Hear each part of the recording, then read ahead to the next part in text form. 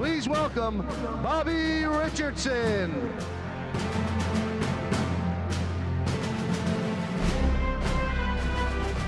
Bobby Richardson, one of the greatest second basemen in Yankees history, spent 12 seasons in the Bronx.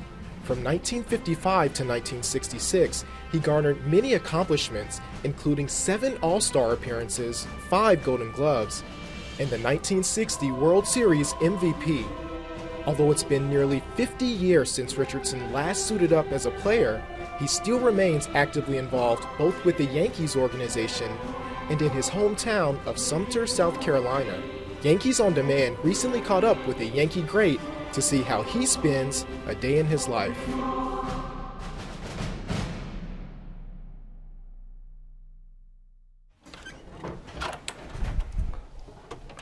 Well, hello. I'm Bobby Richardson, and for Yankee fans, I'd like you to come in and see my home where I grew up and spent all my life. Please come in and let's look around together.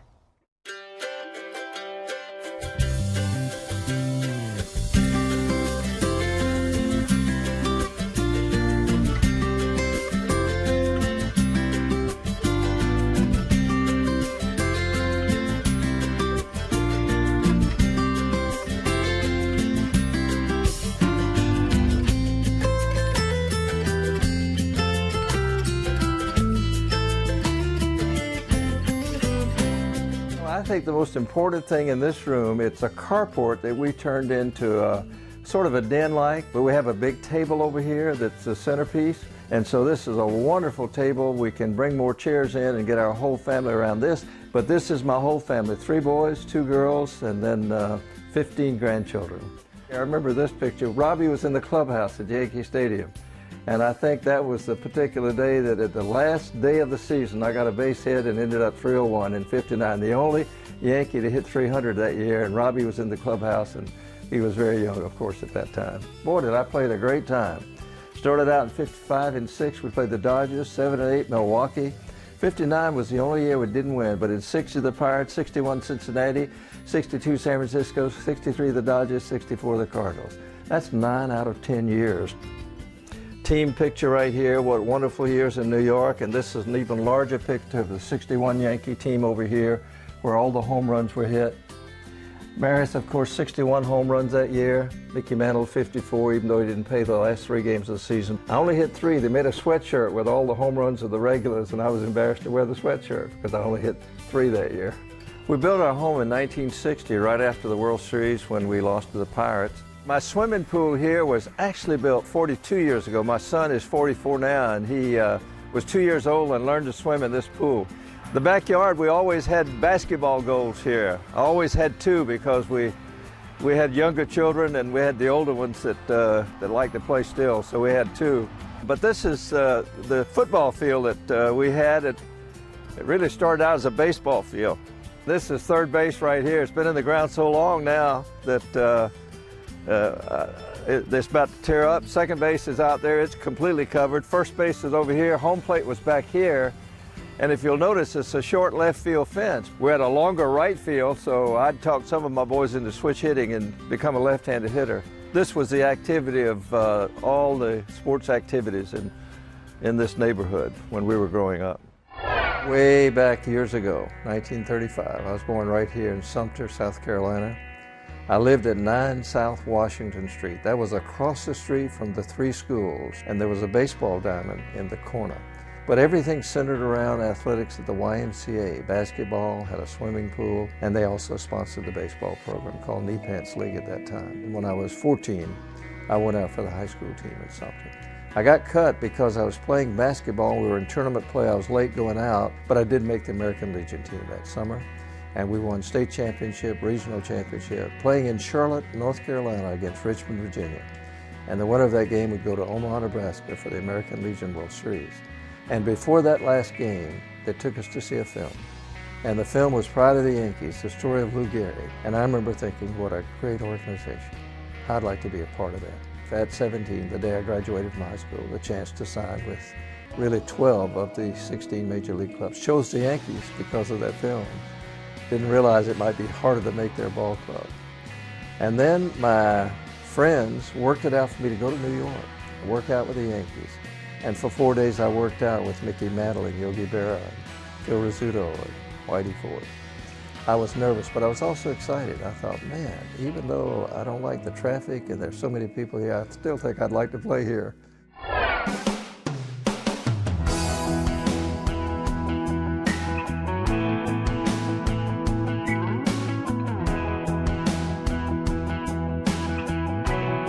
You're standing in my den, but I'd like to invite you to come into my office. Sitting at the desk is my daughter Jeannie, who lives just an hour and a half away, and she comes over once or twice, maybe 3 times a month, and helps with fan mail, puts it all together and keeps me organized, reminds me where I'm to go and what I'm to do, and just a real help. But right behind Jeannie is a picture of Lou Gehrig and Babe Ruth. And that was hung in the clubhouse at Yankee Stadium. Up here is a Yankee family. And I consider the Yankees a real family, and this was just a little picture was taken. Roger Maris is on the left side up here, but this is Eddie Ford, Whitey's son, who ended up playing for me at the University of South Carolina. He was my switch-hitting shortstop. Over here is a beautiful young girl that I married 56 years ago. Her name is Betsy.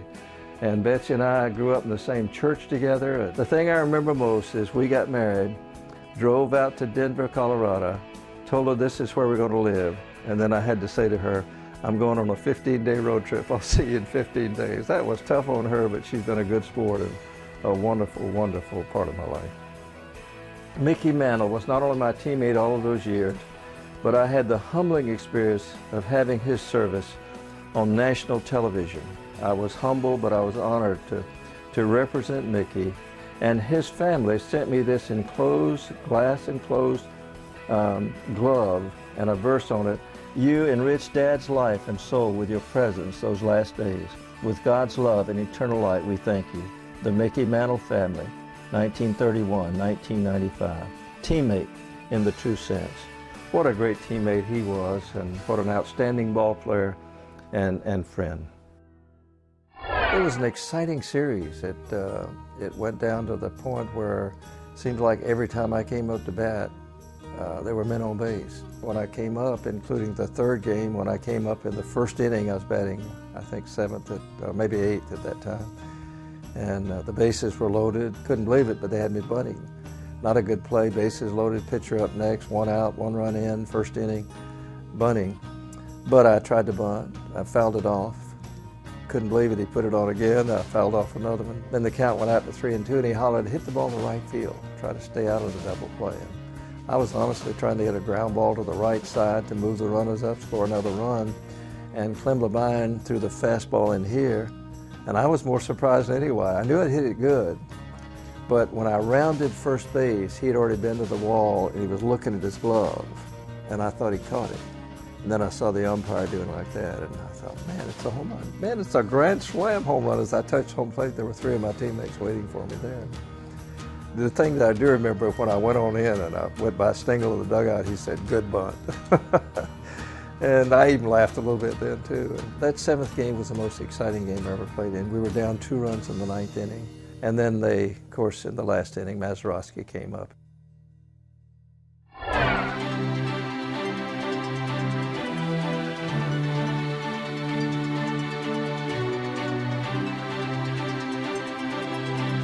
Well, we're just 5 minutes from my home, and this is a ballpark that way back in 1966, in September, when the Yankees honored me, 10th Yankee to be honored at that time with a day at Yankee Stadium. But they were in the process of building a ballpark, and they named it, even before it was completed, the Bobby Richardson Ballpark.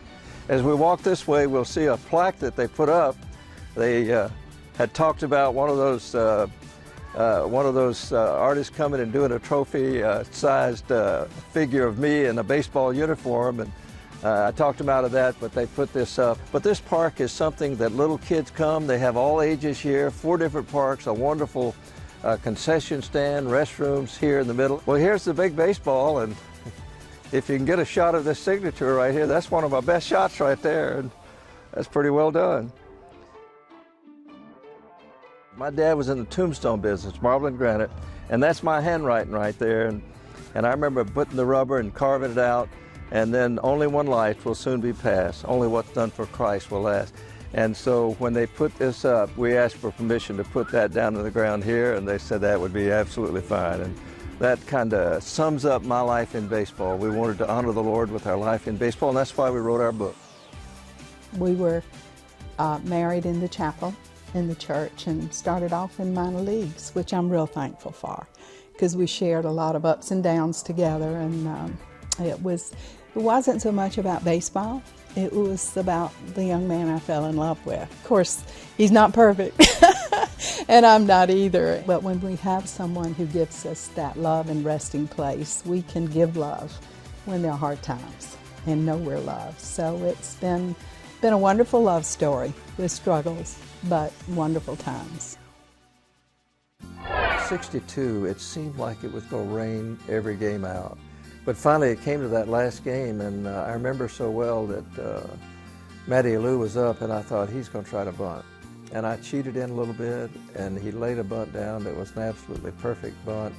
And I still can't believe that I didn't make the play, but I didn't, and he was on base. And then Willie Mays came up with 2 outs, and Matty Lou on first base. He had a double to right field, and the play of the game was Roger Maris cutting the ball off with the field so wet from all the rain, turning around, making a perfect relay throw to me. And I was able to get rid of it fast and relay it in so that the third base coach down the line felt he had to hold his runner up. On the first pitch, McCovey hit a line drive down the right field line. I mean, it just was hit like a bullet and went out of the park foul. When he did that, I moved over a little bit because I said, man, oh man, he's out in front. But Ralph Terry said he looked at me and thought I was out of position, started to say something, and realized that I'd played a number of games at second base, so he didn't say anything. And as it turned out, McCovey hit the ball right where I was. McCovey said I was playing out of position, I just didn't know it.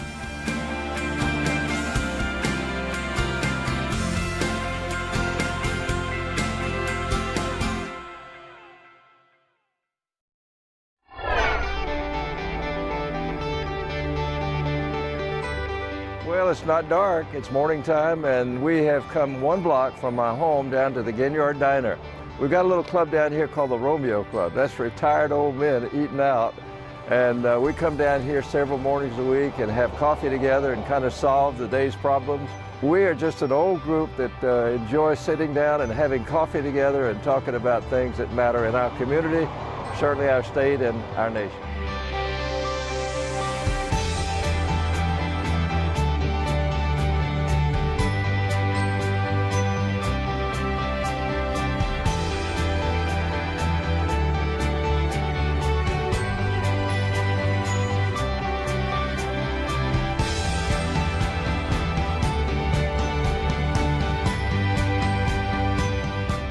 Mr. Richardson is a fine man in our community, has done so much for this community. Everybody has so much respect for him in this town that you couldn't find a better person. We were in grammar school together, and it was evident to us at an early age that he was a gifted athlete, but boy, he was also he was an outstanding student. You can go anywhere in this country and say you're from Sumter, South Carolina. That means nothing until you mention Bobby Richardson. Then everybody's like, oh, we know where Sumter is. 50 years later, look back, and it has been 50 years when I was playing for the Yankees. Did I think 50 years ago that after I'd retired from baseball, back in my hometown of Sumter, South Carolina, if I walked out to the mailbox, there'd be 8 letters out there from little kids all across the country. I spoke a couple days ago in the Houston area, and there were some men more like my age that were there, and to know that they could still name the lineup of the 1960-61 New York Yankees, every position. There's so many fans across the country, and it's a humbling experience when you look back and realize that you were part of that. To be named most valuable player in a World Series, to be a part of 30 consecutive World Series games, which is a record, and to have a day in your honor at Yankee Stadium. To be runner-up to Mickey Mantle as most valuable player in the American League, to lead the American League in hits, those are wonderful things that makes you realize that you made the right choice when you had a chance to sign with 12 clubs and one of them happened to be the Yankees.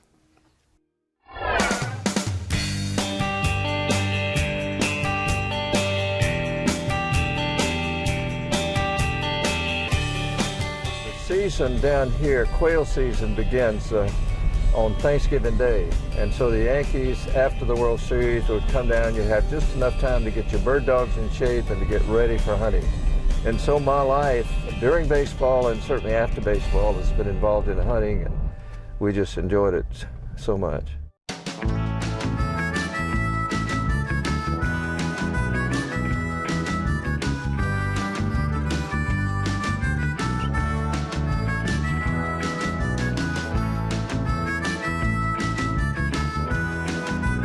We're ready to go. The dogs have just been let out, and we're going to walk along. And we're going to start out, since I'm probably not the best shot here, I'm going to start out hunting, but I'm going to have my son Rich with me. And if I miss one, he'll be able to pick it up for me. But one of the things you listen for, a quail makes a Bob White sound. It actually says Bob White. It goes. One thing you always do is open your bridge where there's no guns and everybody can see there's no shells in the gun when you're walking along. Now, when he thinks the other dog is pointing down there, the other dog's pointing and this dog is just backing. Backing means that he's honoring his point and he stops where he is.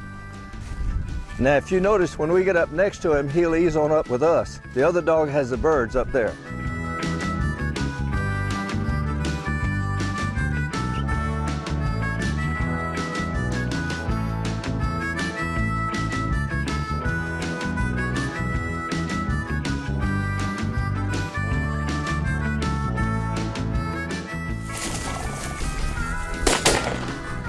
There you go, Dan. Hey!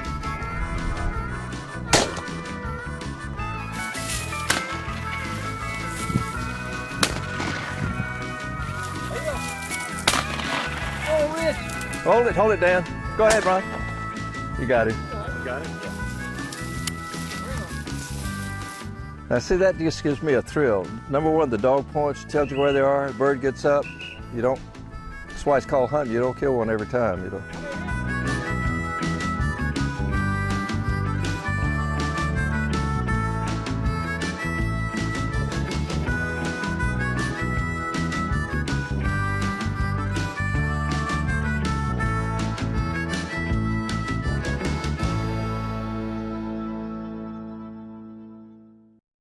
Three generations of hunting.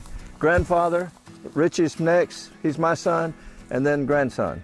So isn't that right? That's right. Yeah. Well, I can remember the pressure of playing in 9 out of 10 World Series during those times in baseball, but I'd always come home during the off season. And you can come out in the woods, and you can let your bird dogs out, and you can watch them run, and all of a sudden stop, and it's the most exciting thing, just like hitting a grand slam in the World Series. As my retirement years keep going down the road, I still love to hunt just as much as I ever did. As you get to know my dad, he's one of the most enthusiastic guys you'll meet. He's cheerful, he's super generous and humble. And so I think that I didn't understand why he retired so early. You know, he retired for his family. And so I began to learn that, and I sensed that from the other players. They had a tremendous amount of respect for him, and it was fun to watch how they interacted with him. Tremendous courtesy for my dad and love for my dad. I don't remember too much about him in baseball. I just remember him as my grandfather. His generosity and not holding back for anybody is something that I like and I want to respect and kind of be like and imitate him. Thanks for a great visit down to South Carolina. We just had such a good time. That'll be what an old ball player does in his later years. It's been a fun time. Thanks very much.